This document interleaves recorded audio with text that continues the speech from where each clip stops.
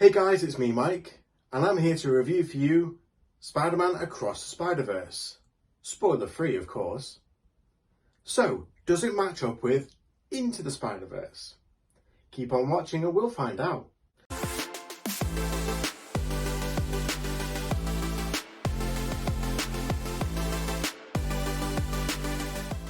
So the film begins by catching up with Gwen Stacy after the events of Into the Spiderverse. She's feeling pretty lost, lonely, and pretty anxious, missing her new spider friends, especially Miles Morales. So her friendships are getting a little bit strained, especially her relationship with her father. After a small altercation between her and her father, a police radio goes off and they both swing into action. Obviously events happen there, which is how she meets Spider-Man 2099 and Spider-Woman. Reluctantly, they invite her to join the Spider Society. All of this happens before the title sequence even begins. Now I have to express, this whole opening sequence is absolutely beautiful. The animation style is stunning in Gwen's universe. Every single moment and every single emotion is portrayed in the background with the colours and the art used. And it is just so memorable.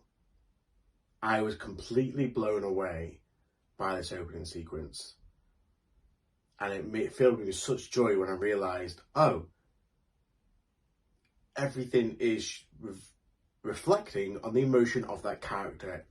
Even in that second, not just that moment, in every single second.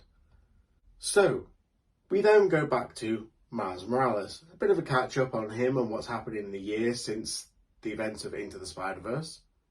He too is also feeling kind of lonely and he misses his new spider friends. And he's especially missing Gwen Stacy. Same with him. The relationship between him and his parents is a little bit strained at the moment. They want what's best for him, but he's going through that whole juggle between being Spider-Man and his schoolwork and his relationship with his parents. Miles comes across the main villain of this movie, which is the Spot. They have a hilarious back and forth during the whole fight sequence. And the story progresses from there. And without going into too much spoiler territory, he finds his way into the Spider Society. So events happen from there. He bumps into Indian Spider-Man. Brilliant, vibrant artwork for that universe. It was fantastic. We get introduced into Spider-Punk. His art style is brilliant. Just think stereotypical 60s, 70s Sex Pistols style punk artwork. The animation was mind-blowing. There's not a lot that I want to say much more than this, because otherwise it will give away too much of the plot. Now, throughout the entire film, the animation is just mind-blowing. It is stunning. Each universe has its own beautiful style, and they really did turn it up since Into the Spiderverse. Now, obviously, in this film, you get introduced to near enough thousands of different Spider-Men. Some hilarious, like Cat Spider-Man, T-Rex Spider-Man, and it makes brilliant Spot the Spider-Man game for any Spider-Man fan out there.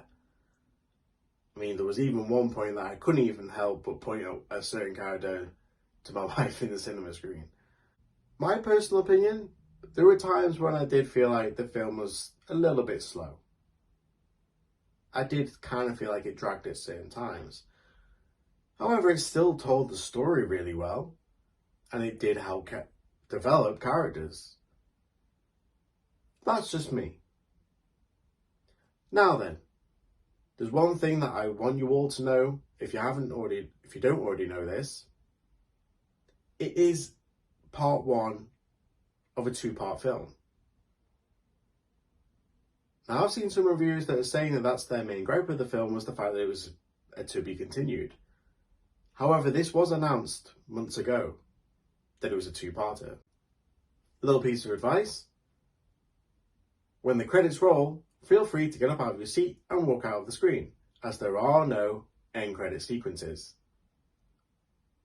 But trust me when I say to you, how that movie ends is good enough. It's all you need. You don't need any end credits for this. So, the big question: does it hold up to the first one?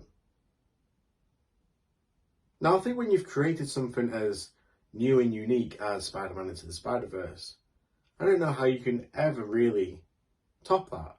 Even though everyone at the moment in the reviews and people in general are just saying that this is better. So yeah, I would say that it's matched Into the Spiderverse. I would. Really did do a great job on this. Is it a cinema watch, or is it a streaming site watch? No, absolutely go to the cinema. Pay full price, I don't care. Go watch it. It is a brilliant film, and it is definitely one of the top Spider-Man movies.